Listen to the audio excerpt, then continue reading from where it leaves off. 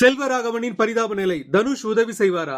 மிகப்பெரிய டைரக்டர் தனுஷோட அண்ணன், இயக்குனர், நடிகர் அப்படிங்கறதையும் தாண்டி செல்வராகவன் சமீப காலமா சோசியல் மீடியாவில் வித்தியாசமான போஸ்ட் போட்டே ரசிகர்களை இம்ப்ரெஸ் பண்றாரு.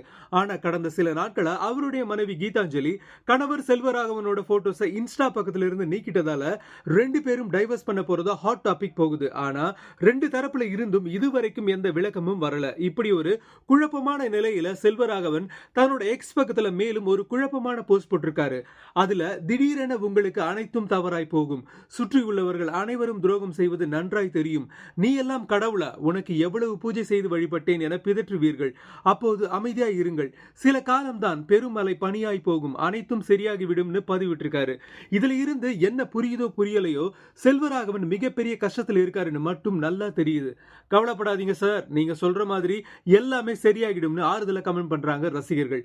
மேலும் செல்வராகவன் கீதாஞ்சலிக்கு இடையில ஏற்பட்ட மனஸ்தாபத்தை தம்பி தனுஷ் தலையிட்டு தீர்த்து வச்சிட்டதாகவும் ஒரு தகவல் உலா வர்றது குறிப்பிடத்தக்கது.